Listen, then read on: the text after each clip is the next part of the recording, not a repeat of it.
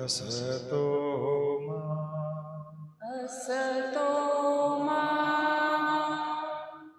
सद्गमय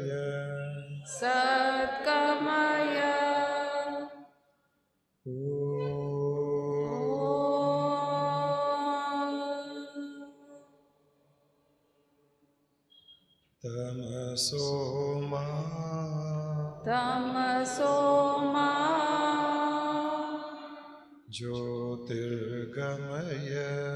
ज्योतिर्गमय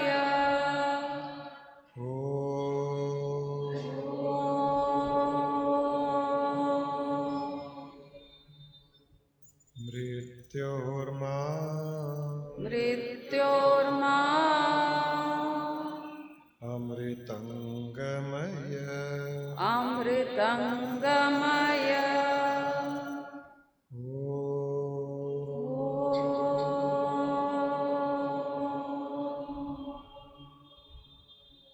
शांति शांति शांति हरिओम तत्सत। बुद्धि वर्सेस भक्ति। आज सबसे फर्स्ट मुझे किसी ने 2 बैलून, गुरुजी और गुरुमाँ के लिए 2 बैलून्स दिए। बोली ये क्या, सडनली फ्लावर्स के बिना अजीब लग रहा था, और बैलून कोई का बर्थडे है क्या, और हम बच्चे हैं क्या। लेकिन ऐसे लगा कि ऐप्ट है आज।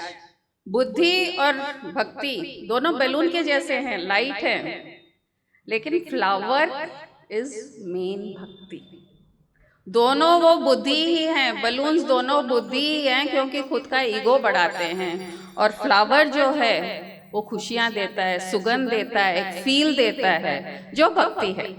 तो कंफ्यूज मत होइए। Intellect only gives you right answers, but bhakti gives you feeling of happiness, feeling of oneness, feeling of compassion. जो इंटेलेक्ट बहुत ड्राई है, बुद्धि बहुत ड्राई है। कुछ भी आप श्लोक पढ़ लीजिए बिना उसके मतलब जाने, बिना उसके समझे, या पंडित से सुन ले। अपन जब कोई भी रिचुअल कराते हैं, कोई हवन कराते हैं, और जो पंडित है उनका तो रोज का काम है ना, वो कहाँ भावना आना उनके लिए मुश्किल हो जाती है, क्योंकि सुबह से शाम तक वही जो है श्लोक बोलते जा रहे हैं। तो एक तोता के जैसे हो जाता है, रट्टी मार हो जाता है वो श्लोक या जो भी है। तो तोता भी अगर राम राम बोलता है तो उसमें भक्ति थोड़ी आती है, वो खाली शब्द बोल रहा है, खाली एक वर्ड बोल रहा है। और भक्ति तो उसके परे है, उससे अलग है। और शक्ति ही भक्ति में डालनी है, बुद्धि में नहीं। जो भी शक्तियां चाहिए हमें हमारे भक्ति को बढ़ाने के लिए चाहिए, क्योंकि बुद्धि हमको गुमराह करेगा और भक्ति हमको हमारा सही मार्ग दिखाएगा। यहाँ पे एक छोटा सा एक स्टोरी ध्यान में आ रहा है। वेद व्यास जी महाभारत लिखे हैं, आप लोगों को मालूम होगा। वेद भी लिखे हैं, पुराण भी लिखे हैं। ये सब लिखने के बाद एकदम नीरस बैठे हुए हैं, खाली खाली बैठे हुए हैं और दुखी हैं। तो नारद जी आते हैं उनके पास। क्या हुआ आपको, क्यों ऐसे हैं? बोले मैं ये सब इतने बड़े बड़े सब क्रिएट कर लिया, महाभारत क्रिएट कर लिया, वेद क्रिएट कर लिया, पुराण क्रिएट कर लिया, लेकिन मेरे अंदर एक खालीपन है, एक डिप्रेशन मोड में जा रहा हूँ। उस टाइम भी डिप्रेशन, सोचिए, अभी तो कॉमन प्रॉब्लम हो गई है, लेकिन उस टाइम भी, क्योंकि ये सब करने के बाद भी, परफेक्शन से लिखने के बाद भी वो खुश नहीं थे, वो दुखी थे। तो नारद जी ने कहा, वेद जी आपकी एक कमी रह गई है, आप भगवत पुराण शुरू करेंगे, वो कमी उसमें पूरी होगी, और वो है भावना की। अरे उस भगवान के लिए भावना जगाइए, उसकी अच्छी अच्छी जो आदतें हैं, अच्छे अच्छे जो एट्रीब्यूट्स है भगवान के, उनके गुणगान शुरू कीजिए आप। तो वो मैं जैसा भगवान का भक्त हूँ, आप वैसे ही झूमते रहेंगे, हंसते रहेंगे, खुशियाँ आपके अंदर झलकने लगेगी। जो अभी एकदम आप ड्राई हो गए हो, नीरस हो गए हो, ये सब बनने के बाद भी, महाभारत और ये सब बड़े बड़े एपिक्स लिखने के बाद भी आपका ये खालीपन आपको खा रहा है, तो इंटेलेक्ट क्या काम आया इधर? इंटेलेक्ट से वो खुश नहीं हुए, वो दुखी हो रहे हैं। तो बताते हैं नारद जी, ध्रुव का स्टोरी पढ़िए, प्रहलाद का स्टोरी पढ़िए कि भगवान कैसे भक्त के अधीन रहता है। भक्त की पुकार और भगवान दौड़ा दौड़ा चलाता है। जो भी अवतार हुए हैं भक्त की पुकार के कारण अवतार लिए हैं भगवान की। मेरा ये भक्त ऐसे बुला रहा है, मेरा वो भक्त ऐसे बुला रहा है। प्रहलाद के लिए तो खंबे से निकले, क्योंकि प्रहलाद ने कह दिया, उनके भक्त ने कह दिया कि भगवान यहाँ से निकलेंगे। और नरसिंह अवतार लेके क्यों निकले? क्योंकि हिरण्यकश्यप के इतने थे कंडीशंस, ये नहीं मार सकते, वैसा नहीं मार सकता है, रात नहीं हो सकता है, दिन नहीं हो सकता है। तो पूरे वो फुलफिल करने के लिए वो नरसिंह अवतार प्लस पिलर से निकलना, क्योंकि प्रहलाद ने कर दिया कि ये पिलर में भी भगवान है। तो भगवान भक्त के अधीन रहता है और भक्ति से ही हमें मोक्ष मिल सकता है, ज्ञान से नहीं और कोई साधना से नहीं, क्योंकि बिना भक्ति के ये सब ड्राई है, इसमें कुछ भी रस नहीं है। एक और स्टोरी तो गुरुजी बार बार बोलते ही रहते हैं, उद्धव की। कृष्ण का जो भाई था उद्धव, ज्ञान में परिपूर्ण हो गया था, ब्रह्म भाव में स्थित था, लेकिन ड्राई था। भक्ति क्या होती है, भावना क्या होती है, नहीं मालूम था। तो कृष्ण जी ने क्या किया? बोले अरे राधा को ज्ञान दे के आओ। उनको मालूम है कि राधा को ज्ञान देने के लिए भेजेंगे तो उसका ईगो सेटिस्फाई होगा, ईगो सेटिस्फाई होएगा तो जाएगा ज्ञान देने के लिए। और अगर कहते नहीं तुमको भक्ति सीख के आनी है, सवाल ही नहीं है, हो जाता था। तो भगवान भी चाहते हैं कि सब कोई आगे बढ़े। तो उद्धव के जैसे राधा को के पास भेजे भक्ति जगाने के लिए, वैसे ही गुरु हम सब के अंदर वो भक्ति जगाना चाहता है। ज्ञान हमारे अंदर अलग अलग तरीके से भरा हुआ है, अलग अलग एंगल से भरा हुआ है, लेकिन कहीं ना कहीं हमारी रुकावटें, छोटे छोटे कंडीशंस हमें आगे नहीं बढ़ने देते हैं। तो गुरु वो एक एक कंडीशन, अलग अलग लोगों का कंडीशन अलग अलग तरीके से ब्रेक करके भक्ति में आगे बढ़ाता है। और आज एक और अजीब चीज हुई, आज राष्ट्रीय नहीं आई, अब भजन कौन गाए? तो पहले और कोई शुरू करा, दूसरे और कोई गाया, तीसरा और कोई गाया, अरे ढूंढो और कौन गा सकता है। तो ऐसे पुनीत तुम रेडी रहना कुछ। तो ये टेस्ट हो गया कि भक्ति किसमें कहाँ कहाँ अटकी हुई है। ये टेस्ट इन द सेंस कि कितनी भावना है, कोई को कोई भजन याद नहीं है, कोई को कोई भजन याद नहीं है। तो भक्त का भी टेस्ट होता है और गुरु करता रहता है, भगवान भी टेस्ट करता रहता है अलग अलग तरीके से।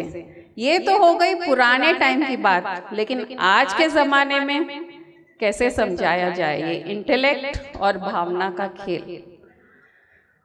आज के लोग तो अलग ही हैं, कभी भी जो पाना चाहते हैं पाते रहते हैं दुनिया में, लेकिन दुखी मायूस ऐसे रहते हैं। और जो भक्ति जगा लिया, वो सब चीज होते हुए भी, दुख दर्द होते हुए भी खुशी से झूमता है। तो ये दुनिया वाले गाना गाते हैं, दुनिया बनाने वाले काहे को दुनिया बनाई, डिप्रेशन वाले, इंटेलेक्ट वाले, काहे को दुनिया बनाई, काहे बनाए तूने माटी के पुतले। अरे उसकी सोच देखो, माटी के पुतले हैं क्या? और तुम ये रो रहे होंगे कि काहे को मैंने ये मन बनाया। भगवान को कह रहा है आदमी कि तुम भी रो रहे होंगे कि मैं ये मन क्यों बनाया, ये बुद्धि क्यों बनाया, क्योंकि हम खुशी नहीं रह पा रहे हैं। गुपचुप तमाशा देखे वाह रे तेरी खुदाई, काहे को दुनिया बना। ये थे हम पहले, जब तक स्वामी जी और गुरु जी के पास आप लोग नहीं आए। अब जो भक्ति जागी है ऐसे, ओ पालनहारे निर्गुण और न्यारे, तुमरे बिन हमरा कौन नहीं। कोई को आता है ये गाना?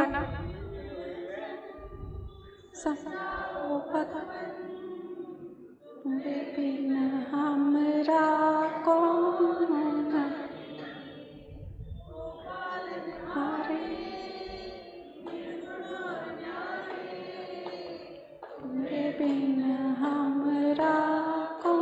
नहीं, उसमें 2 लाइन है, भक्ति दो शक्ति दो। फिर ध्यान से सुनी तो था, भक्ति को शक्ति दो। अरे कितना अलग हो गया मीनिंग, भक्ति दो नहीं था, भक्ति को शक्ति दो। तो भक्ति को बार बार रीइंफोर्स करना है अलग अलग तरीके से, और गुरु यही करता है। और अभी एक क्लिपिंग सुनाया जाएगा, वो ध्यान से सुनिए। आप मुस्कुरा क्यों रहे हैं? एक्चुअली सर, बचपन से चाहता था कि इंजीनियरिंग कॉलेज में पढूं। आज यहाँ बैठा हूँ, बहुत मजा आ रहा है सर। ज्यादा मजा लेने की जरूरत नहीं है। बोलो, मशीन का डेफिनेशन बोलो। Sir, a machine is anything that reduces human effort, sir. Will you please elaborate?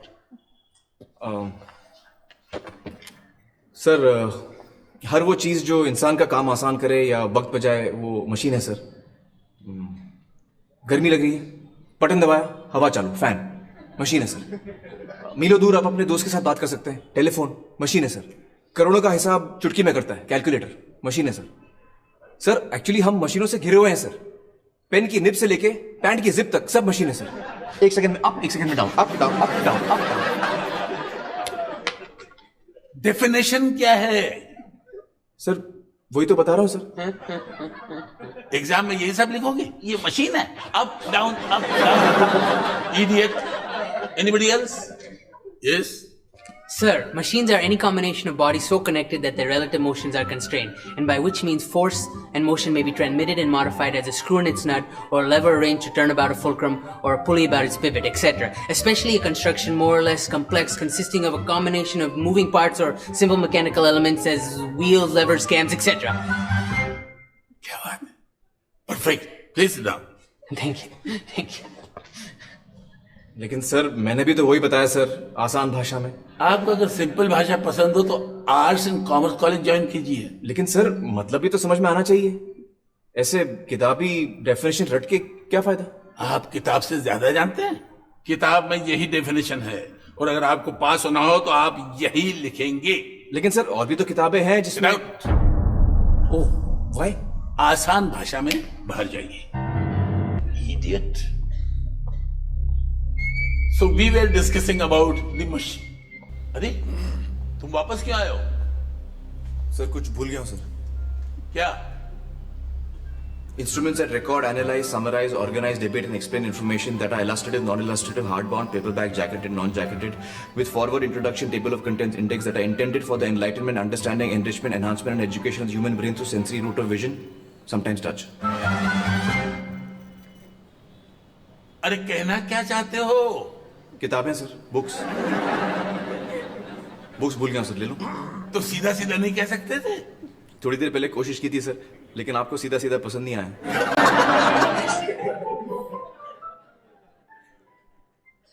तो कैसा समझ में आया? अगर श्लोक बोलते रहेंगे रट के तो कुछ समझ में आएगा? नहीं आएगा ना। बोलने के लिए बहुत आसान है रट के बोलना, लेकिन उसका मतलब हमारे अंदर उतारना वो बहुत आसान भावना शब्दों से ही भावना बन सकती है। और आसान शब्दों से, जैसे इसमें बताया गया कि फैन है तो हवा दे रही है, टेलीफोन से दूर तक बात कर सकते। वो आसानी से बोल रहा था तो हमको समझ में आया कि वो क्या बोलना चाह रहा है। वही वो जब दूसरा चतुर बोला डेफिनेशन, आपको कुछ समझ में आया उसमें? कुछ भी नहीं समझ में आया। फिर जब वापस वो बुक का डेफिनेशन दिया, कुछ समझ में आया? नहीं। तो वैसे ही ये भक्ति जो है, भक्ति simplest to simplest language prefer करती है। और जब मैंने यहाँ पूछा कि वो गाना आता क्या, ओ पालन हारे, ये साइड वाले पूरे गाने लग गए। ये साइड वाले, यहाँ लगा कि यहाँ पूरा इंटेलेक्ट है, यहाँ भावना। तो इंटेलेक्ट रहना अच्छा है, लेकिन परिपूर्ण उसको भक्ति से करना बहुत ज्यादा जरूरी है। बुद्धि से विकास भी किया जा सकता है, बुद्धि दुख का कारण भी बनती है। बुद्धि विकास का भी कारण बनती है और बुद्धि दुख का भी कारण बनती है। विकास बिना बुद्धि के नहीं हो सकता है, वहां इंटेलेक्ट चाहिए, थोड़ा बहुत चाहिए। जितना चाहिए उतना इंटेलेक्ट लगाना, जिस कार्य के लिए चाहिए उतनी बुद्धि लगाना विकास में सहायक बनता है, प्रोग्रेस में, डेवलपमेंट में हेल्प करता है। एक्सेसिव बुद्धि लगाना दुख का कारण हो जाता है। एक ही बुद्धि विकास के भी कार्य में आ सकती है और दुख का भी कारण बन सकती है। कहाँ उसको रोकना है, कितना उसका उपयोग करना है, कितनी बुद्धि लगाना है और कितनी नहीं लगाना, ये हमें आना चाहिए। ये बैलेंस जिसे नहीं आता है वो डिप्रेशन में जाता है। ये वर्ल्ड वाइड स्टैटिस्टिक्स भी है कि जितने लोग डिप्रेशन में गए हैं उनमें 80% लोग सुपर इंटेलेक्चुअल थे। जितना अधिक इंटेलेक्ट, जितनी अधिक बुद्धि, उतना ही डिप्रेशन में जाने के चांसेस हैं। तो आप में से जितने भी दिमाग वाले ज्यादा हैं, all the best. Not all is well, all the best. I am your well wisher. Be careful, आगे गड्ढा है डिप्रेशन का, गिरोगे एक दिन, उस खड्डे में गिरोगे एक दिन, डिप्रेशन के खड्डे में गिरोगे अगर बुद्धि ज्यादा लगाई तो। जितनी लगाना है उतनी लगाना है, उससे अधिक नहीं लगाना है। अभी ये मूवी का क्लिपिंग इतना अच्छा था, शब्दार्थ में जा रहे हैं लोग, भावार्थ में नहीं जा रहे हैं। इसका अर्थ है, वो जो डेफिनेशन है किसी भी चीज का वो शब्दार्थ है, शब्द का अर्थ। जो चतुर बता रहा है डेफिनेशन वो शब्दार्थ है, शब्द का अर्थ। उसमें भावार्थ नहीं है, भावना नहीं है उसमें। भावना जो आमिर खान ने बताई, पंखा ये मशीन है, फोन ये मशीन है, ये भावना है।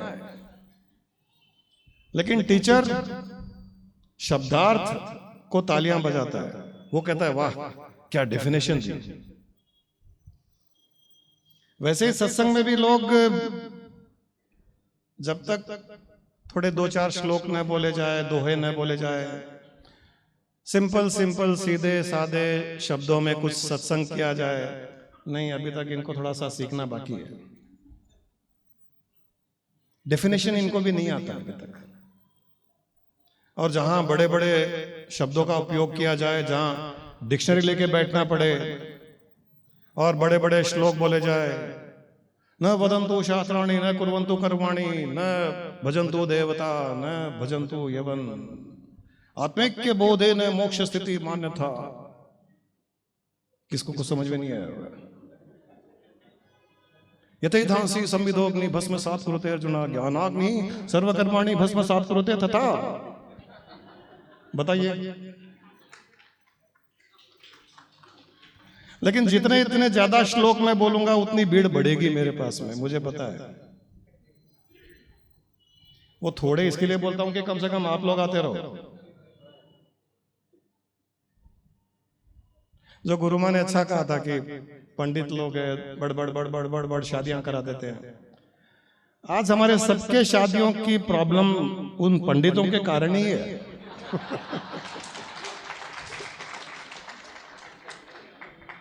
मंत्र पढ़ दिया, श्लोक पढ़ दिया, बड़ बड़ बड़ हवन करा दिया, फेरे लगवा दिए, न लड़के को पता कि भावना क्या है, न लड़की को पता कि किस भावना से विवाह कराया जा रहा है, और न ही पंडित को पता, तीनों को पता नहीं। न बारातियों को कोई मतलब, न लड़की के माँ बाप को मतलब, न लड़के के माँ बाप को मतलब। बड़ बड़ बड़ बड़ बड़ बड़ बड़ वो आधे घंटे तक रट्टी मारता गया, शादी करा दी, इसीलिए तकलीफ में है। अगर वो भावना से शादी करवाता, भावना से विवाह करवाता, और विवाह करने वाले भी भावना से करते, प्रॉब्लम्स नहीं आती आपको। लेकिन ये आनी जरूरी थी भी थी। प्रॉब्लम नहीं आती तो सत्संग नहीं होता, सत्संग नहीं होता तो ईश्वर की ओर नहीं मुड़ते। तो भगवान की ओर मुड़ने में शादी करना बहुत जरूरी है, समझा विनोद? भगवान की ओर मुड़ने के लिए शादी करना जरूरी है। शादी करके दुखी होना जरूरी है, थोड़ा रोना जरूरी है, फिर हे भगवान हे भगवान हे भगवान, तो वैराग जागता है। काहे को दुनिया बनाई तूने, तो वैराग जागता है। वैराग जागेगा तो ईश्वर को याद करेंगे, ईश्वर को जितना याद करेंगे वो दर्शन देगा। ये सब जरूरी है ये लाइफ में। हम लोग सब बुद्धि से ज्यादा काम करते हैं और भक्ति से कम करते हैं। शक्ति बुद्धि में नहीं है, शक्ति भक्ति में है।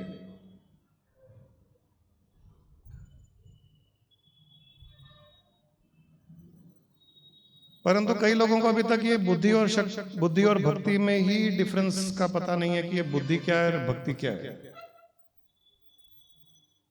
बुद्धि ड्राई है, बुद्धि रेगिस्तान है, डेजर्ट। वो खाने वाला डेजर्ट नहीं, सहारा डेजर्ट। डेजर्ट तो बहुत अच्छा होता है, बुफे में हम तो सबसे पहले डेजर्ट्स की तरफ जाते हैं। वहाँ cake, ice cream, pudding, salads. Sahara desert, Rajasthan का डेजर्ट, ड्राई, वो बुद्धि है। यहां है बुद्धि। भक्ति कहाँ है? यहां। दूरी तो इतनी है, ज्यादा दूरी नहीं है, लेकिन इसी को ही जमीन आसमान का अंतर बताया जा सकता है। एक जमीन है तो दूसरा आसमान है, इतना अंतर है बुद्धि और भक्ति में।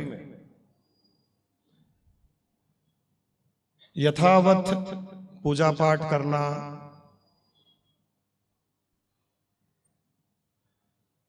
विधि विधान से पूजा पाठ करना। अभी महाशिवरात्रि भी आ रही है, लोग तैयारियां कर रहे हैं। बिल्वा पत्र, पुष्प, दूध,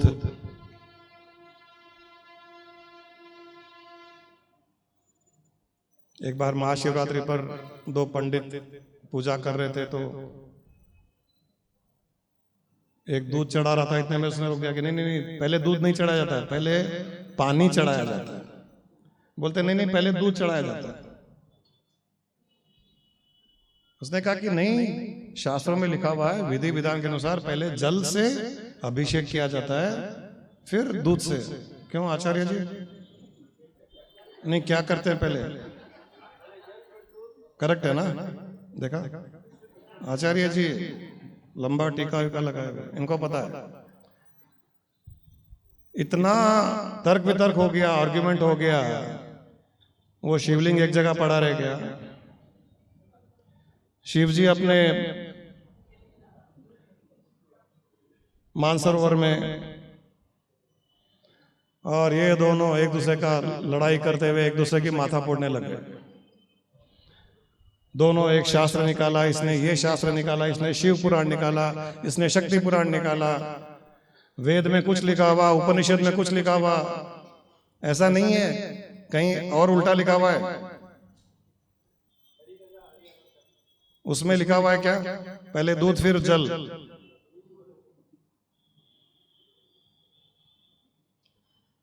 तो शिव जी को प्रकट होना पड़ा, अरे न मैं दूध में रहता हूं न जल में रहता हूं। दोनों लड़ाई करने लग गए कि पहले जल से अभिषेक किया जाएगा और दूसरा कहता कि दूध से अभिषेक किया जाएगा। झगड़ा होने लग गया, मुहूर्त बीत गया, अभिषेक ही नहीं हो रहा है। जिसका अभिषेक करने वाले थे उसको आना पड़ा। बोला न मैं जल से तुमको दर्शन देने वाला हूं न दूध से, क्योंकि मैं इन दोनों के परिवश नहीं हूं। तो उन्होंने पूछा कि फिर कैसे दर्शन देंगे? बोले भावना से, भक्ति से दूंगा। तुम्हारे जल के अधीन नहीं हूं, न तुम्हारे दूध के अधीन हूं, न कि ये पहले करने से वो बाद में करने से, बिल्वा पत्र चढ़ाने से, पुष्प चढ़ाने से, फूल चढ़ाने से, या तुम्हारे दिन भर के उपवास और व्रत करने से तुमको दर्शन दूंगा, ये भी नहीं है। तुम भूखे मरो, तुम्हारी प्रॉब्लम है, तुम मरो, मुझे क्या करना है? तुम्हारे प्रारब्ध है भूखे मरने के, मरो। तुम सोचते हो कि तुम भूखे रहोगे तो शिवजी दर्शन देंगे, गलतफहमी है। व्रत करोगे तो शिवजी दर्शन देंगे। दिन भर व्रत किया, सिर दुख रहा है, वॉमिटिंग हो रहा है, ओम नमः शिवाय तो एक बार भी ध्यान में नहीं आया। सूर्यास्त कब होगा, व्रत कब तोड़ेंगे, वही ध्यान में।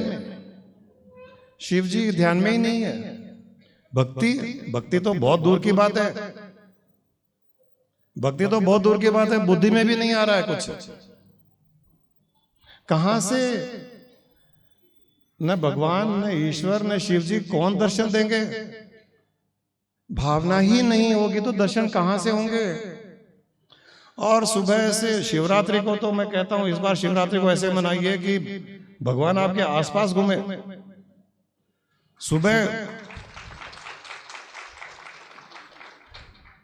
सुबह उठते ही बेड पर लेटे लेटे दूध पीजिए, उठे बिना। बच्चे की बोतल होगी ना घरों में, पत्नी को कहिए सुबह सुबह बोतल लगा दे और ओम नमः शिवाय ओम नमः शिवाय करते रहिए, दूध पीते जाइए। वो शिव जी का अभिषेक माना जाएगा। अगर भावना रही ओम नमः शिवाय की और दूध गया अंदर, तो हृदय में जो ज्योतिर्लिंग है उसका अभिषेक होगा और शिव जी दर्शन देंगे। मैं तो ऑलरेडी महाशिवरात्रि के मोड में आ गया। और सुबह उठते ही आज महाशिवरात्रि, आज तो व्रत करना पड़ेगा। नॉर्मली सुबह 6 बजे 7 बजे उठ करके चाय 10 बजे इंसान पी सकता है। जिस दिन उसको पता है आज व्रत है और आज उपवास करना पड़ेगा, 6:30 बजे सिर दुखने लग जाता है।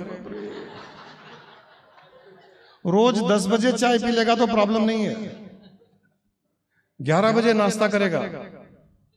उस दिन व्रत के दिन तो 7 बजे भूख लगने लगती है।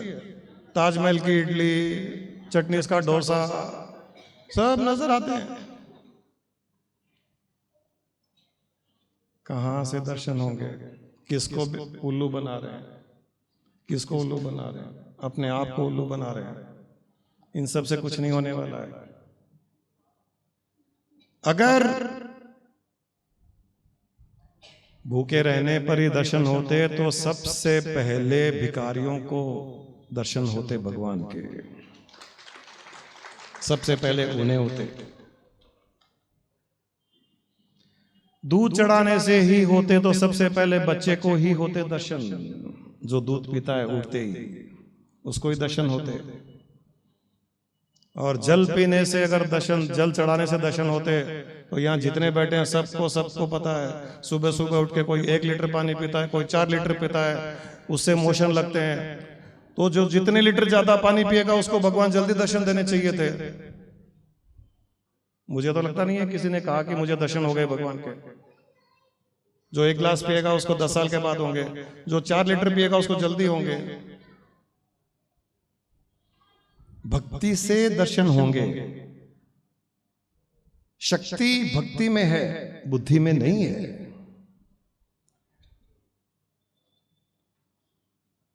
अब ये कहने पर भी लोग फिर अपनी बुद्धि लगाते हैं। गुरुजी तो करोड़ों लोग फॉलो करते हैं, क्या बेवकूफ हैं? जो शास्त्रों में लिखा हुआ है क्या गलत है क्या? भक्ति के बारे में बता भी दो, भक्ति की शक्ति के बारे में बता दो, फिर बुद्धि जागेगी कि दूसरे कर रहे हैं तो गलत कर रहे हैं क्या? शिव पुराण में लिखा हुआ है तो गलत लिखा हुआ है क्या? सारा शिव पुराण बांच लिया और उसी शिव पुराण में, अभी आचार्य जी ने कहा शिव पुराण में है कि शिवलिंग का अभिषेक करो तो जल से करो, फिर दूध से करो, फिर पुष्प से करो, फिर बिल्वा पत्र से करो, फिर इससे करो, फिर उससे करो, घी से करो, आदि आदि। और उसी शिव पुराण में मैं आपको एक स्थान ऐसा बता दूंगा जहां पर यह भी लिखा हुआ है, जो शिव जी पार्वती से कह रहे हैं कि हे पार्वती, मैं इन सब क्रिया कर्म कांड के अधीन नहीं हूं पार्वती, मैं उसको प्राप्त होता हूं जो मुझे भावना से बचता है। ये भी शिव पुराण में ही है, ये रमेश पुराण में नहीं है। लेकिन लोग उसी चीज को पकड़ लिए हैं जो उनको अच्छा लग रहा है, जो दूसरे लोग कर रहे हैं। बुद्धि से ये सोचते हैं कि दूसरे गलत हैं क्या हम अकेले बुद्धिमान हैं क्या? हाँ हम हैं, हम अकेले बुद्धिमान हैं। हम अकेले बुद्धिमान क्यों नहीं हो सकते? क्योंकि आपको जब एक गुरु बता रहा है जो बुद्धिमान है, जिसने साधना की, जो शिव से अपना एकत्व कर लिया, वो स्वयं जब बता रहा है कि ऐसा ही होना चाहिए, ये भक्ति से ही आपको प्राप्ति होगी, तो आप कह सकते हो दुनिया को कि हम बुद्धिमान हैं, क्योंकि हमारे पास में, हमारे पीछे गुरु का हाथ है। जिसके सिर पे गुरु का हाथ है वो दुनिया में अलग है, वो दुनिया के चाल चलन के हिसाब से चलने की आवश्यकता नहीं है उसको। वे लोग जो एक दौड़ में दौड़ रहे हैं, दूसरों की देखा देखी कर रहे हैं, भावना नहीं है, पता नहीं है सही कर रहे हैं गलत कर रहे हैं, वो लोग जो ये सब कर रहे हैं उनके पास में गुरु का ज्ञान नहीं है। इसलिए रटी रटाई बातें, पुस्तक खोली, पढ़ लिया, जो अभी आपको 3 इडियट्स के बारे में सुनाई गुरु माँ ने, बड़ बड़ कर लिया, चलो भाई अपना काम हो गया। उनके पास गुरु नहीं है। हमको भी एक बार का आश्चर्य हुआ था जब हम स्वामी जी के आश्रम में शुरू में पहली बार जब गए थे, शिवरात्रि का सेलिब्रेशन था, हम स्वामी जी के पास बैठे थे, एक आदमी आया, स्वामी जी को दंडवत किया, स्वामी जी कैसे हो, क्या हो? हाँ I am fine Swami ji, today is Mahashivratri Swami ji. ओहो today is Mahashivratri, oh very good, so I am happy Swami ji, I am on fast, Swamiji. Oh, you are on fast. Why? Swamiji पूछते, why you are on fast? Swamiji, Mahashivratri, Swamiji. So what? We have to be on fast, Swamiji. एक साधारण मनुष्य स्वामी जी को ज्ञान दे रहा है। महाशिवरात्रि स्वामी जी, we should be on fast. Get out. You are on fast. Get out. Get out of my ashram. Why, Swamiji? What wrong I did? Who told you that you should be on fast on Shivratri? किसने कहा कि भूखा मरना है शिवरात्रि को? Swami ji, everybody is following that. It is written in Shastras. Oh, you know Shastras? Tell me where it is written. No, I heard Swami ji. किसी को पता नहीं शास्त्र में क्या लिखा हुआ है, न शास्त्र की सींग न शास्त्र की पूंछ। बातें सब शास्त्र की करते हैं, सींग पूंछ का भी पता नहीं है शास्त्र होता क्या है। और सबने, पंडितों ने, बुद्धिजीवों ने, धर्म के गुरुओं ने शास्त्र को शस्त्र बना के रखा है और आपको डराते हैं शास्त्र के नाम से, क्योंकि वो आपको शास्त्र नहीं शस्त्र दिखाते हैं ये शास्त्र में लिखा है, ऐसा नहीं करेगा तो ऐसा हो जाएगा, ऐसा नहीं करेगा तो ऐसा हो जाएगा। ये धर्म गुरु अपना व्यापार चलाने के लिए करते हैं, किसी को छुटकारा दिलाने के लिए नहीं, किसी को मुक्ति के लिए नहीं, अपना व्यापार चलाने के लिए, अपना पद वहां बना के रखने के लिए, धन दौलत लेने के लिए, अपना नाम ऐश्वर्य करने के लिए शास्त्र को शस्त्र बनाया है। और जो एक पहुंचा हुआ गुरु है, जिसने सारी सृष्टि के साथ में अपना योग बना लिया है, जिसको पता है ये शिव जी है कौन, ये विष्णु है कौन, ब्रह्मा है कौन, और जो उनकी उत्पत्ति का कारण है उसको भी जान गया है, वो समर्थ गुरु कभी भी शास्त्र को शस्त्र नहीं बना देगा। वो कभी भी आपको बंधन में नहीं डालेगा, वो केवल आपको मुक्त ही मुक्त करेगा। ये अलग बात है कि हम मुक्त होना चाहते हैं, नहीं होना चाहते हैं। हम भी तो वो क्या बोले, कुत्ते की पूंछ होती ना, 20 साल तक एक पाइप में कुत्ते की पूंछ डाल दी जाए, पाइप टेढ़ा हो जाएगा, कुत्ते की पूंछ सीधी नहीं होगी। हम वैसे ही हो गए,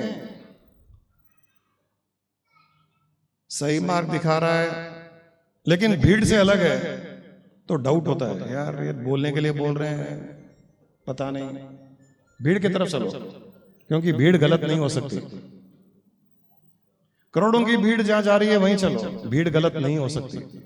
इक्का दुक्का कोई जा रहा है वो गलत हो सकता है, उसको क्या पता, अपने को क्या पता उसको पता है कि नहीं है। हम डाउट करते हैं।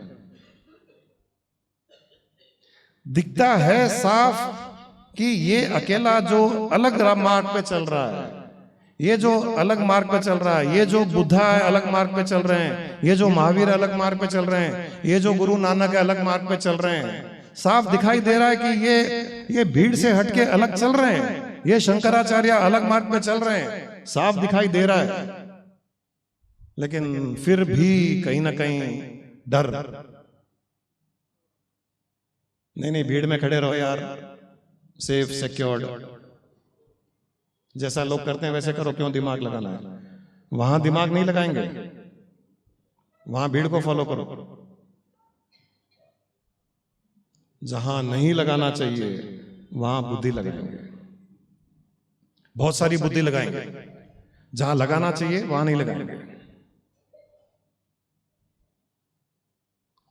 जब तक हृदय में भक्ति भाव प्रेम नहीं जागेगा, लाइफ एकदम ड्राई रहेगी, कोई चाम नहीं रहेगा लाइफ में। रेगिस्तान में ड्राई, जैसे खाली रेत ही रेत, सैंड ड्यून्स दिखाई देंगे। हाँ, घूमने फिरने के लिए अच्छा लगेगा। हम लोग लेह लद्दाख गए थे एक बार, वहां पर मीलों मील एक पेड़ दिखाई नहीं देता है, क्योंकि वहां 6 महीने 8 महीने वो बर्फ से ढका हुआ रहता है, तो वहां पेड़ उगता ही नहीं है। ठंड रहेगी लेकिन धूप में बाहर आ जाओ, धूप सहन नहीं होगी, क्योंकि पेड़ नहीं है। और वही केरला चले जाओ, गर्मी भी होगी तो भी इतने पेड़ है वहां पर कि वो पेड़ के नीचे हल्की सी हवा आएगी तो भी आपको अच्छा लगेगा। ये है भक्ति।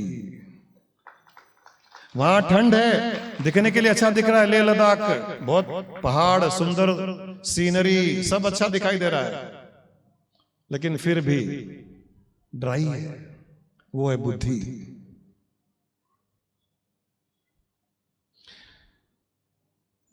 बुद्धि अंत में दुख ही देगी। बुद्धि का काम ही है दुख करना, दुख देना। जितना ज्यादा सोचता है इंसान, जितना ज्यादा दिमाग लगाता है, जितना ज्यादा इंटेलेक्ट यूज करता है, क्योंकि इंटेलेक्ट लगाते लगाते उसमें एक ईगो आ जाता है, अहंकार आ जाता है। जितने भी लोगों को शास्त्र का ज्ञान है, जितने लोग वैदिक पंडित हैं, वेद रटा हुआ है, गीता रटी हुई है, श्लोक पर श्लोक बोलते हैं। उनको कभी भी आप मुस्कुराते हुए नहीं देखोगे। इतनी शादियों में आप गए, खुद की शादी में भी गए, दूसरों की शादियों में गए, वो जो पंडित शादी करवाता है, कभी आपने उसके मुस्कुराहट पे चेहरे पे मुस्कुराहट देखी?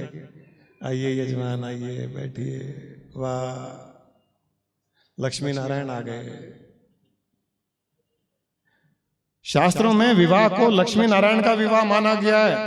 हर विवाह को, हर एक शादी को, हर एक लड़के लड़की की शादी को लक्ष्मी नारायण का विवाह माना गया है। और उसका विधि विधान या उसकी भावना यही बताई गई है कि उस पल उस पंडित को, वहां पर जितने लोग उपस्थित है, सभी को उसी भावना से उस विवाह को देखना है, उस भावना से उस विवाह के साक्षी बनना है।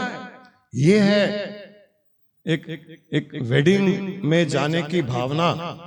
अभी जो गुरुजी ये बात कहें, जब शुरू में स्वामी जी हमारे पास आने लगे थे तो उनके जो डिसाइपल्स या उनके जो असिस्टेंट्स थे, कई शादियां वो अटेंड करते थे, स्वामी जी उनको भेजते थे हैदराबाद में कोई की भी शादी है तो जब फर्स्ट टाइम उसने, सावित्री ने मेरे साथ शेयर किया कि हमको ऐसा ट्रेन किया गया है, स्वामी जी बोलते हैं कोई भी शादी में जाओ, आशीर्वाद लेना है कि लक्ष्मी और नारायण की एक्चुअल शादी हो रही है और तुम लोग को उनसे आशीर्वाद लेना है। तो क्या फीलिंग रहती है।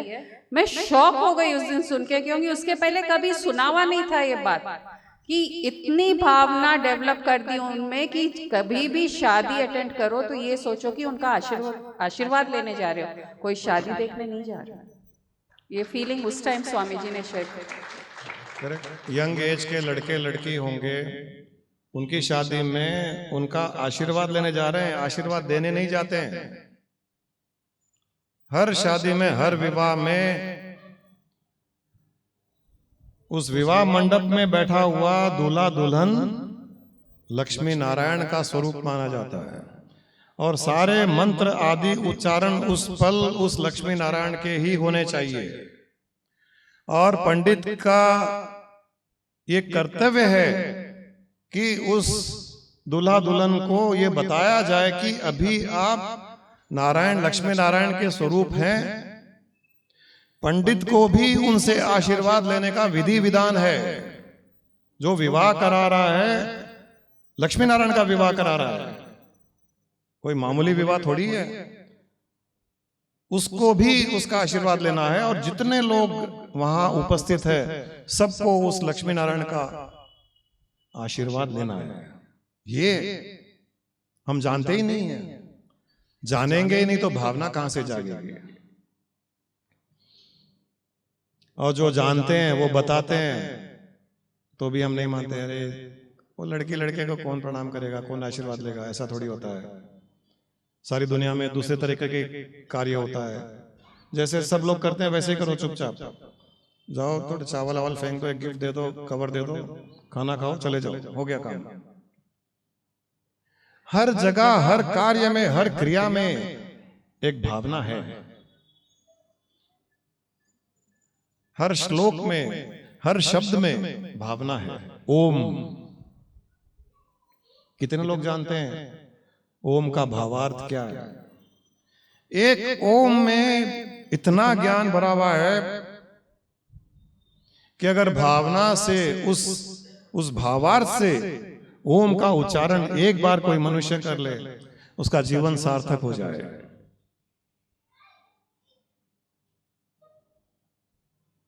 ओम में 3 अक्षर हैं, अकार, उकार और मकार, ए, उ और म। अकार का अर्थ है स्थूल सृष्टि। इस स्थूल सृष्टि को अकार स्वरूप माना गया है। उकार का अर्थ है सूक्ष्म सृष्टि और मकार का अर्थ है कारण सृष्टि। जिस कारण के द्वारा सूक्ष्म सृष्टि की उत्पत्ति हुई, उस सूक्ष्म सृष्टि से इस स्थूल सृष्टि की उत्पन्न हुई। उन तीनों को ओम में दिखा जाता है। और जो चंद्र बिंदु है वो है परब्रह्म परमात्मा, वो निराकार सर्वव्यापक चेतना, जिसके द्वारा ये तीनों सृष्टियों की उत्पत्ति हुई है।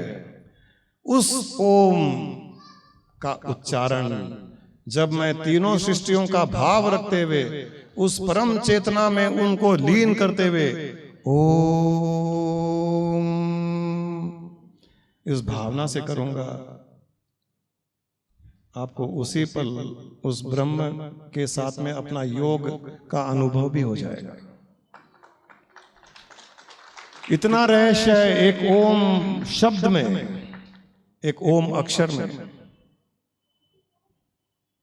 लेकिन हम सार तक जाना ही नहीं चाहते हैं। हम बुद्धि के स्तर तक ही काम करना चाहते हैं। अगर जीवन में खुशियां चाहिए, सुख चाहिए, मुस्कुराहट चाहिए, तो भीतर की भावना जगाइए, भक्ति जगाइए। भक्ति में शक्ति है, बुद्धि में दुर्गति है। एक स्थान में भागवत की कथा चल रही थी।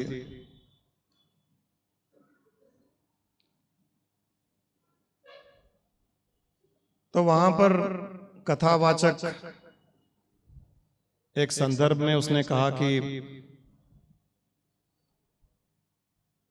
भक्ति में ही मुक्ति है, भक्ति में ही शक्ति है, जैसे मैं कह रहा हूं, वो भी वैसे ही कह रहा था। राधे कृष्ण का नाम भक्ति भाव से लो और इस भव सागर से पार हो जाओ। भागवत कथावाचक ऐसे ही कुछ फिर शुरू हो जाते हैं, राधे कृष्ण राधे कृष्ण राधे कृष्ण, हारमोनियम लेकर के लोग भी राधे कृष्ण राधे कृष्ण। अभी जैसे पिक्चर का गाना गया तो सब गा रहे थे, लेकिन जब मैं अहम ब्रह्मास्मि सर्वम ब्रह्मम कहता हूं तो कोई कुछ नहीं बोलता है। तो बड़े भाव से कथावाचक बहुत अच्छे कथा बांचने वाले होते हैं। वो जब कथा बांचते हैं ना तो ऐसे लगता है कि वाह, स्वयं भगवान, स्वयं सुखदेव जी कथा बांच रहे, ऐसे लगता है। इतने भाव से म्यूजिक के साथ में भजन कीर्तन को ऐड करके तो कथावाचक राधे कृष्ण वाह, राधे कृष्ण। एक राधे कृष्ण के नाम से, राधे कृष्ण की भक्ति से भव सागर पार किया जा सकता है, ऐसे वो कथा में कह रहा था। मैं कई कथावाचक को जानता हूं, जब उनको बुलाया जाता है भागवत की कथा के लिए, पहले अपना कोटेशन इतना लगेगा। क्यों राजेंद्र प्रसाद जी, आप भी करवाए हुए हो इतना, फिर थोड़ा सा नेगोशिएशंस, नहीं हम गरीब आदमी है, ये कई लोग जो कम कराना चाहते हैं, ऐसे थोड़ी बोलेगा मैं बहुत अमीर हूं और ले लो। हर कोई वहां भी अच्छा ठीक है 11 नहीं 9 तो लूंगा और 25% एडवांस। फिर उनके कंडीशंस होते हैं, शहर में इतने होर्डिंग लगने चाहिए, इतने हिंदी मिलाप में एडवर्टाइजमेंट्स आने चाहिए, मेरा फोटो इतना बड़ा आना चाहिए, मेरे लेख आने चाहिए, एयरपोर्ट पर इतनी गाड़ियां आनी चाहिए मुझे रिसीव करने के लिए, इतने लोग आने चाहिए। राधे कृष्ण तो बोलने के लिए कथा में, खुद के लिए थोड़ी है। खुद को तो खुद का भवसागर पार करना है, लोगों को राधे कृष्ण बताना है। और लाखों की भीड़ वहीं जाती है और वहां पर वो कहेंगे संसार तो स्वप्न रूप है, संसार माया है। यजमान बैठा है, संसार माया है, कामिनी और कांचन से दूर रहो। उसके 4 पत्नियां हैं और तिजोरी में कांचन भरा हुआ है। प्रवचन में कामिनी कांचन संसार में फंसाने वाली होती है। इन सब से हमें ऊपर उठना चाहिए। भगवान ने ये कहा, भगवान ने वो कहा, हे राधे कृष्ण राधे कृष्ण राधे कृष्ण राधे कृष्ण। यहां से शुरू होता है उनका बोटू, पीछे तक जाता है। जितना बड़ा वो तिलक होगा उतने ही बड़े संत होंगे। मैं भी सोचता हूँ कई बार मिरर के सामने कि लगाऊं क्या, शुरू करूं क्या, थोड़ी भीड़ बढ़ेगी और 3-3 4-4 लाइन होंगे तो और ज्यादा, जितना बड़ा और जितने लाइन, फिर यहाँ हमको लुभाता है, फिर भी वहां बातें अच्छे कहते हैं। वो एयरपोर्ट पे आए, इतनी गाड़ियां, आपको ये भी बता दूं, उनका आदमी पहले जाएगा, गाड़ियां गिनेगा, 21 गाड़ियां आई नहीं आई, महाराज जी 19 गाड़ियां ही दिख रही है। वो वीआईपी वो सेक्शन में जाके बैठ जाएगा, मैं नहीं आऊंगा, 2 गाड़ियां और मंगाओ। 21 के 21 मर्सिडीज गाड़ियां होनी चाहिए। 5 दिन के पहले उनका असिस्टेंट आता है, सारे शहर में घूमता है, होर्डिंग काउंट करता है, फोटोज भेजता है स्वामी जी को, महाराज जी को, इतने लग गए। और यही लोग आके, ये सब माया है।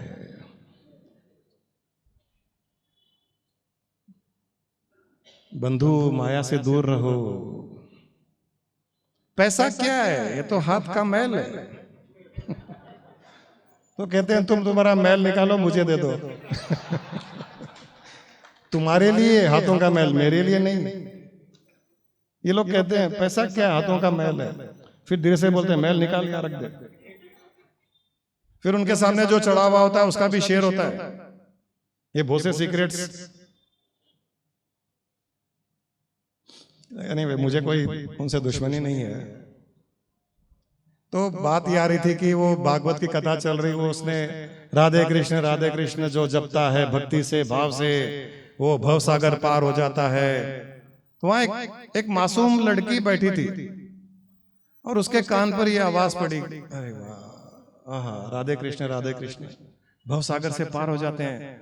उसके, अब मासूम लड़की, भक्ति ऐसे ही रहती है लेडीज में, और जितनी मासूम कोई लेडी औरत होगी, लड़की होगी, उसमें भक्ति भाव उतनी ही होगी।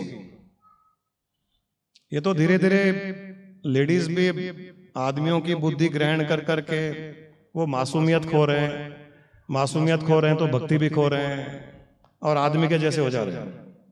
आधे लेडीज के चेहरे तो आदमियों के जैसे ही दिखाई देते हैं आजकल। मैं आदमियों को लेडीज बना रहा हूं और गुरु माँ कहती है आजकल देखो शिवा का चेहरा देखो, बहुत भक्ति में रहता है, करवा जी का भक्ति में रहता है, बंसल जी का बहुत भक्ति में रहता है। तो इधर देखता हूं तो अच्छा लगता है, हाँ कई लोग भक्ति में, यहां देखता हूं तो थोड़े खतरनाक दिखने लग जाते हैं मुझे। आप लोगों का काम नहीं है बुद्धि लगाने का, प्लीज मत लगाइए। आप जैसे हो वैसे अच्छे हो, मस्त रहिए, हंसते रहिए, बिंदास रहिए। ये लेडीज का चेहरा सीरियस अच्छा नहीं लगता है। हम तो इनको लेडीज बना रहे हैं, आप लोग क्यों जेंट्स बन रहे हो? कई लेडीज बहुत खतरनाक वैसे दिखती है। तो लड़की, मासूम लड़की, भक्ति जाग गई, राधे कृष्ण अपने काम पे चली गई, भागवत खत्म हो गई, काम पर चली गई। उसको कहीं नदी के पार कुछ काम था, नदी के पार चली गई। आने के समय कोई उसे नाव नहीं मिली, बोट नहीं मिली। अब उसको वापस आना है घर, बोट नहीं मिली। इतने में उसका, अरे आज तो सुना था राधे कृष्ण से जब भव सागर पार होया जा सकता है तो नदी क्या चीज है। वाह, आज उस महाराज जी ने इतनी अच्छी बात कही, राधे कृष्ण, और वो भव सागर से ही पार हो सकते तो नदी क्या चीज है। वो राधे कृष्ण बोलती गई और नदी पार हो गई, नदी पार हो गई। और उसको पता भी नहीं चला कि कब नदी पार हो गई। राधे कृष्ण मस्ती में, भक्ति में गाती गई। उसको देख करके उसके पीछे उसकी थोड़ी फ्रेंड्स थी, दोस्त थी, अरे ये तो बहुत अच्छी बात हो गई, देखो राधे कृष्ण बोल रही है, नदी पार हो रही है, चलो अपने भी चलते हैं। वो भी चलने लग गए, उसके पीछे पीछे वो भी राधे कृष्ण करने लग गए, वो भी पार हो गए पानी के ऊपर चल करके। और साड़ी को एक बूंद पानी भी छू नहीं पाई। सारे गांव में बात फैल गई कि आज तो कमाल हो गया, ऐसा हो गया। वो जो कथावाचक थे भागवत वाले, उनके कान में बात पहुंची। बोले क्या, राधे कृष्ण नदी के ऊपर चल गई वो लड़कियां? बोले हाँ। बोले ऐसे कैसे हो गया? बोले आप ही ने तो कहा था सुबह। बोले यार वो तो कहने के लिए कहते हैं, लेकिन रियल में थोड़ी होता है। तो भागवत में लिखा है, मैंने बोल दिया। बोले ऐसे नहीं हो सकता है, वो लड़की को बुलाए। बोले पुत्री, मैंने ऐसे सुना है कि आज तू नदी पार कर गई, नदी पर चल करके राधे कृष्ण राधे कृष्ण। बोले हाँ महाराज जी, सब आपकी कृपा है, सब आपकी कृपा है महाराज जी। आपने सुबह मुझे ज्ञान दिया और मैंने ग्रहण किया, भक्ति भाव में मैं चल पड़ी तो नदी पार कर ली। बोले मुझे भी पार करा। बोले आप ही ने तो ज्ञान दिया था, आपको मैं क्या पार कराऊं? आप तो जानते हैं सब, मैंने तो विश्वास किया आप पर कि आप जानते होंगे। बोले पुत्री मुझे एक बार दिखा दे, मैं भी चलता हूं तेरे साथ। बोले ठीक है, कल सुबह चलिएगा। अगले दिन सुबह वो लड़की वहां पहुंच गई, ये भाई साहब भी पहुंच गए कथावाचक वाले। बोले यार ये अपना ही ज्ञान इंप्लीमेंट किसी ने किया और वो तो चल पड़ी, अपन तो यहां खाली वाचक रह गए। बोले पुत्री तू चल, तेरे पीछे पीछे मैं भी चलता हूं। तो उसने तो राधे कृष्ण बोलना शुरू किया, चलना शुरू किया। अब ये भाई साहब थोड़ा धोती ऊपर उठाया कि गीली ना हो जाए, एक पांव राधे कृष्ण रखा तो पांव नीचे चला गया, फिर धोती ऊपर उठाया, फिर राधे कृष्ण तो पांव और नीचे जा रहा है। तो लड़की राधे कृष्ण देखते हुए देख रही थी, वो तो पानी पे खड़ी है और ये धोती संभाल रहे हैं, हर राधे कृष्ण पे डूब रहे हैं। लड़की बोली महाराज जी बुद्धि धोती में लगाओगे तो भगवान में भक्ति कब लगेगी?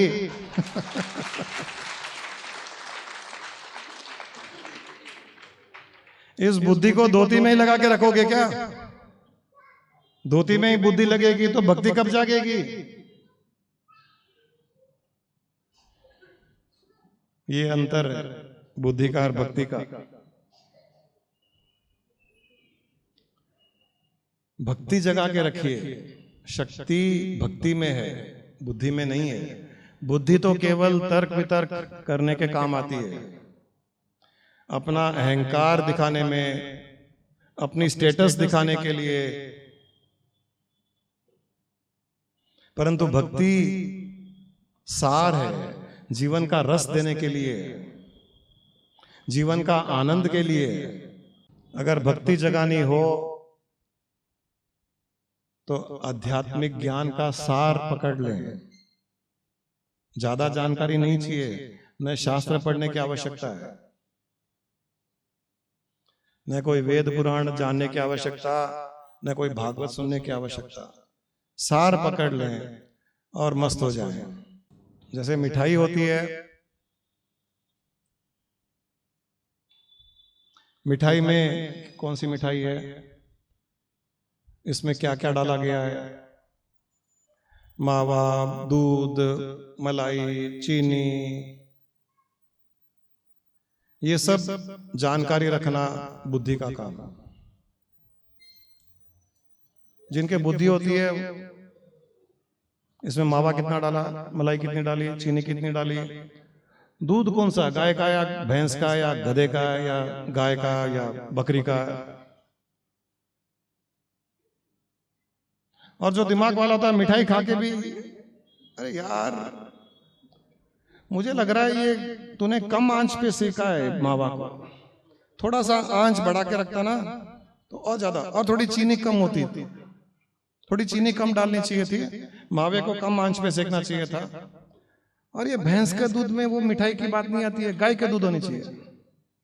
ये बुद्धि वाला। और कोई भक्ति वाला गया, मिठाई लिया, खाया, वाह राधे कृष्ण चलता बड़ा। अरे क्या करना है? ये आंच कम ज्यादा, गधे का दूध, कुत्ते का दूध, क्यों दिमाग लगाना है? बुद्धि का और भक्ति का अंतर। मैं लोगों को कहता हूं, जैसे हम गाड़ी चला रहे हैं, गाड़ी चला रहे हैं तो बुद्धि का उपयोग करना पड़ेगा, थोड़ा तो करना ही पड़ेगा कि सही लेन में जा रहे नहीं जा रहे हैं, सामने से कोई आ रहा है तो ध्यान रखो, ब्रेक लगाओ। ऐसा नहीं है कि गाड़ी में बैठते भक्त हो जाओ, नहीं। थोड़ी बुद्धिमानी, मैंने कहा बुद्धि विकास का भी कारण है और बुद्धि दुख का भी कारण है। ज्यादा बुद्धि लगाओगे तो दुख का कारण, और बुद्धि विकास का भी कारण है। गाड़ी चला रहे हो, बुद्धि लगाओ, कौन से गियर पे चलनी है, आगे सिग्नल आ रहा है, ट्रैफिक आ रहा है, ट्रैफिक जाम है, उतनी बुद्धि लगानी है। और बुद्धि वाले गाड़ी चला रहे हैं, यहां वहां देख रहे हैं, यहां तो लोगों ऑपोजिट साइड से डिवाइडर के उस तरफ कोई बिना हेलमेट के जा रहा है, फिर एक ऑटो रिक्शा वाला उल्टा आया उस तरफ, इस तरफ नहीं। हैदराबाद का ट्रैफिक तो देखो, रॉन्ग साइड जा रहा है, हेलमेट नहीं पहनता है, आपके साइड में सब ठीक चल रहा है, ऑपोजिट साइड, इसका कोई मतलब नहीं है। कहीं ट्रैफिक जाम हो गया, यहाँ तो सिग्नल का कोई मतलब नहीं है, पुलिस वाला खड़ा नहीं है, यहाँ पर जाम हो जा रहा है, ये मेट्रो का काम चल रहा है, ये पिलर्स बीच में आ गए, इनको अक्ल नहीं है, पिलर को ऐसे करना चाहिए था, मेट्रो को वैसे करना चाहिए था, साइड में लेना चाहिए था, बिल्डिंग के ऊपर से जाना चाहिए था। पहले ही ड्राइविंग करना थोड़ा टेंशन का काम, ऊपर से और ये, फिर ये केसीआर, मोदी जी, केटीआर, मिनिस्टर बनाया, इसको नहीं बनाया, हरीश राव को किया, वो किया, ये हो गया, वो हो गया, अरे बाप रे बाप। पहले ही अपने रोड पे ड्राइविंग करना टेंशन का काम, ऊपर से और टेंशन। और अपने पूर्णानंदी भक्ति भाव वाले हैं, गाड़ी में बैठे, गाड़ी स्टार्ट की, राशि का भजन लगाया, गुरुजी का यूट्यूब लगाया, मस्त सुनते गए। ताजमहल कब पहुंचे पता ही नहीं चला। मुझे कई लोग कहते हैं आजकल, गुरुजी बस गाड़ी में बैठते हैं, कुछ भी करते हैं, ईयरफोन लगाते हैं, आपका यूट्यूब लगाते हैं, सुनते रहते हैं, राशि का भजन सुनते हैं, गुरु माँ के गाने सुन लेते हैं। गुरु माँ भी बहुत अच्छा बोलती है, अच्छा लगता है, आप तो थोड़ा हंटर मारते हो, गुरु माँ बहुत सॉफ्टली बोलती है। तो मैं बोलता हूँ ठीक है, देख लूंगा तुझे। ये भाव, ये भक्ति, ये होनी चाहिए। बुद्धि को उतना ही लगाना चाहिए जितनी आवश्यकता है, उससे अधिक नहीं। अधिक लगाओगे तो प्रेशर बढ़ेगा, टेंशन बढ़ेगा, लाइफ में जो हैप्पीनेस, जो जॉय, जो खुशी, जो सुख है, उससे वंचित रह जाओगे। हर पल भक्ति भाव में, हर पल मस्ती, हर एक में उस ईश्वर के दर्शन,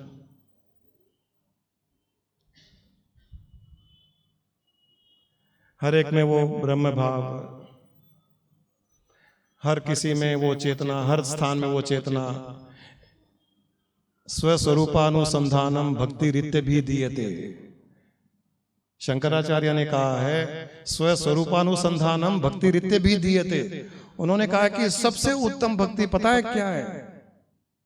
सबसे उत्तम भक्ति हर जीव में उस चेतना को देखना, हर स्थान में उस आत्मा को देखना, हर वस्तु में कॉन्शियसनेस को देखना, हर किसी में इस आत्म स्वरूप को देखना, चेतना को देखना। ये सबसे उत्तम भक्ति है। और जब जब ये देखोगे तो तुम्हारे भीतर एक भक्ति भाव जागी रहेगी। यहां बुद्धि का कोई काम नहीं है। स्वस्वरूपानुसंधानम भक्ति रित्य भी दीयते। मैंने श्लोक भी बोला और अर्थ भी बता दिया, तो भक्ति भाव जागा रहेगा। खाली श्लोक बोलकर चला तो आप भी दिमाग लगाते, क्या था क्या था क्या था। इंटरनेट देखो, सर्च करो। भक्ति में ही शक्ति है। अपने भीतर की भक्ति को जगाए रखें। हर किसी में वो भावना है। इंसान चाहे वो स्त्री हो या पुरुष हो, पुरुष में भी वो भक्ति भावना है, परंतु बुद्धि ज्यादा लगाने के कारण वो भक्ति दबी हुई रहती है। स्त्री में भी उतनी भक्ति है जितनी पुरुष में है। अक्सर स्त्रियां कम बुद्धि लगाती है, इसके लिए भावना प्रधान होती है, परंतु जो स्त्रियां बुद्धि लगाने लग गई वो भावना कम होने लग गई, और पुरुष बुद्धि कम लगाने लग गए तो भावना प्रदान होने लग गए। कहा जाता है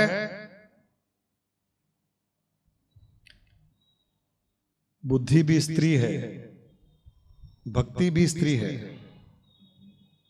बुद्धि भी स्त्री है, भक्ति भी स्त्री है।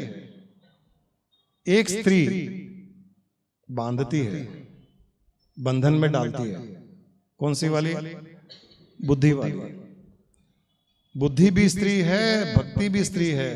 एक स्त्री बंधन में डालती है, बांधती है, दूसरी स्त्री मुक्त करती है, आनंद देती है, सुख देती है, वैभव देती है, ईश्वर से योग करवाती है।